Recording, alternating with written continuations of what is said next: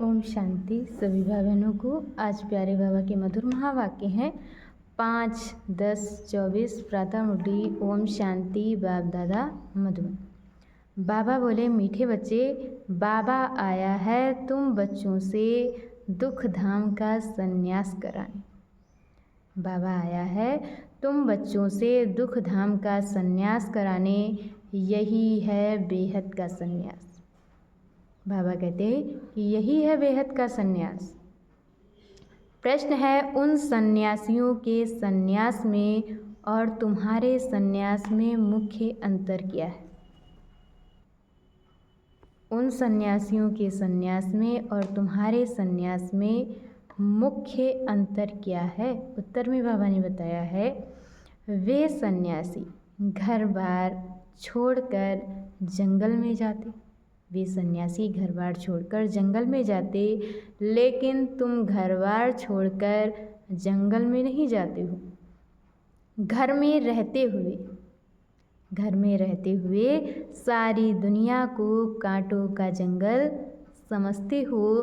तुम बुद्धि से सारी दुनिया का संन्यास करते हो और तुम बुद्धि से सारी दुनिया का संन्यास करते हो। ओम शांति। रूहानी बाप बैठ रूहानी बच्चों को रोज़ रोज़ समझाते हैं। रूहानी बाप बैठ रूहानी बच्चों को रोज़ रोज़ समझाते हैं, क्योंकि आधा कल्प के बेसमझ है ना, तो रोज़ रोज़ समझाना पड़ता है। आधे कल्प के बेसमझ हैं, इसलिए बाबा को बच्चों को रोज़ रोज़ समझाना पड़ता है। पहले तो मनुष्यों को शांति चाहिए।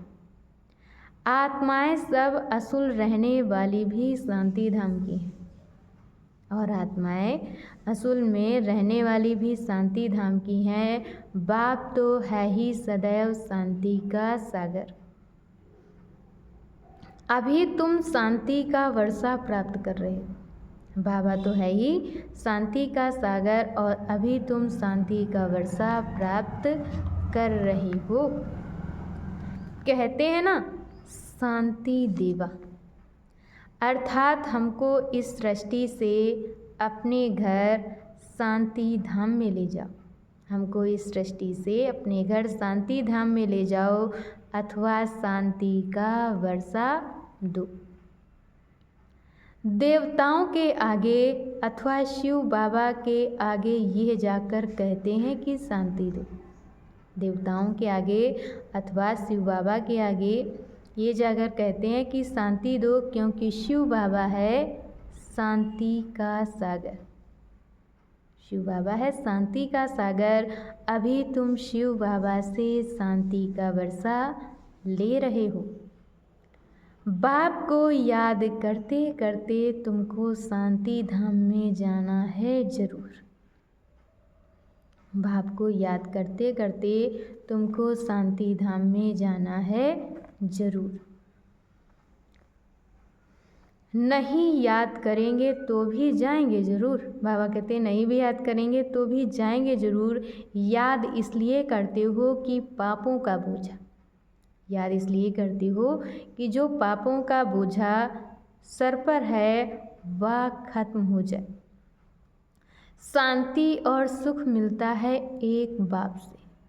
शांति और सुख मिलता है एक बाप से, क्योंकि वह सुख और शांति का सागर है। वह चीज़ ही मुख्य है। बाबा कहते वह चीज़ ही मुख्य है। शांति को मुक्ति भी कहा जाता है, और फिर शांति को मुक्ति भी कहा जाता है, और फिर जीवन मुक्ति और जीवन बंध भी हैं। अभी तुम जीवन बंध से जीवन मुक्त हो रहे हो। अभी तुम जीवन बंध से जीवन मुक्त हो रहे हो। सतयुग में कोई बंधन नहीं होता है। गाया भी जाता है, सहज जीवन मुक्ति व सहज गति सदगति। गाया भी जाता है कि सहज जीवन मुक्ति व सहज गति सदगति। अब दोनों का अर्थ तुम बच्चों ने समझा है। अब दोनों का ही अर्थ तुम बच्चों ने समझा है। गति कहा जाता है शांति धाम को, और सद्गति कहा जाता है सुख धाम को। सुख धाम, शांति धाम, फिर ये है दुख धाम। सुख धाम, शांति धाम और फिर ये है दुख धाम। तुम यहाँ बैठे हो, बाप कहते हैं बच्चे शांति धाम घर को याद करो। तुम यहाँ बैठे हो और बाप कहते हैं बच्चे शांति धाम घर को याद करो। आत्माओं को अपना घर भूला हुआ है। बाप आकर याद दिलाते हैं, समझाते हैं, हे रूहानी बच्चों तुम घर जा नहीं सकते हो। समझाते हैं कि तुम घर जा नहीं सकते हो जब तक मुझे याद नहीं करेंगी। याद से तुम्हारे पाप भस्म हो जाएंगे। बाबा कहते कि याद से तुम्हारे पाप भस्म हो जाएंगे। आत्मा पवित्र बन फिर अपने घर जाएगी। आत्मा पवित्र बन करके फिर अपने घर में जाएगी। तुम बच्चे जानते हो ये है अपवित्र दुनिया। तुम बच्चे जानते हो कि ये अपवित्र दुनिया है, एक भी पवित्र मनुष्य नहीं।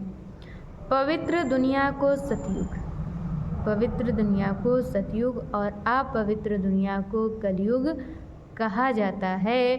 राम राज्य और रावण राज्य, राम राज्य और रावण राज्य। अच्छा, मीठे मीठे सिकीलधे बच्चों प्रति माता पिता बाप दादा का याद प्यार और गुड मॉर्निंग। रूहानी बाप की रूहानी बच्चों को नमस्ते।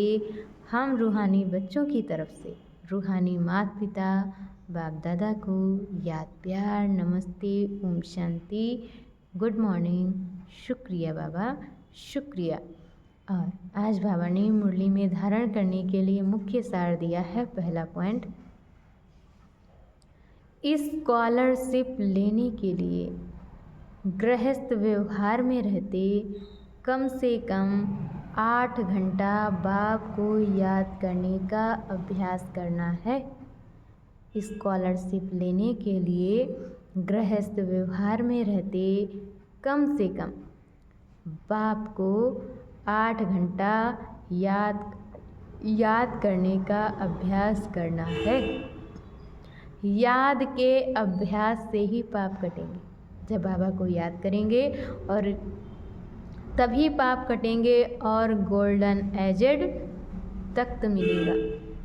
और दूसरे पॉइंट में बाबा ने बताया है कि इस दुख धाम से बेहद का वैराग्य कर अपने असली निवास स्थान शांति धाम और सुख धाम को याद करना है।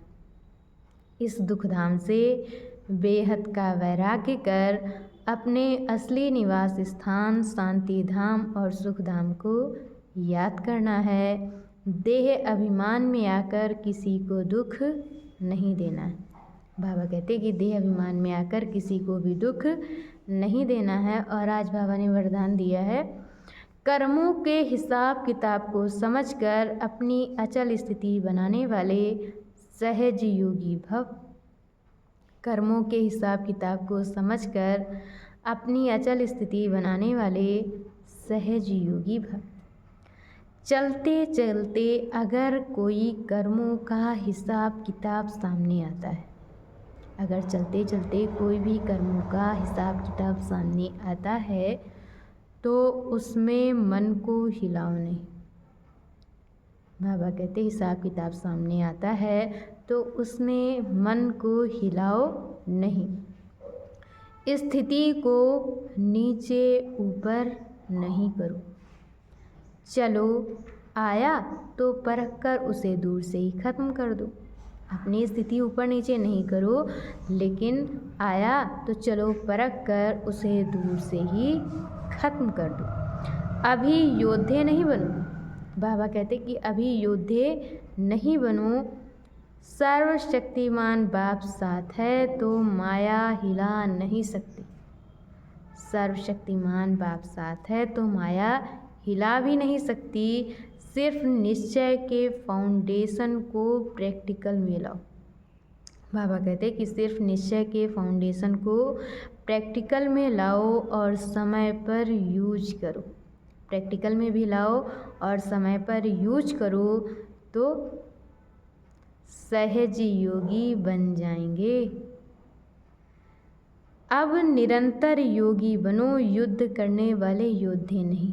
बाबा कहते हैं अब निरंतर योगी बनो, युद्ध करने वाले योद्धे नहीं। और आज की मुरली का स्लोगन है, डबल लाइट रहना है तो अपनी सर्व जिम्मेवारियों को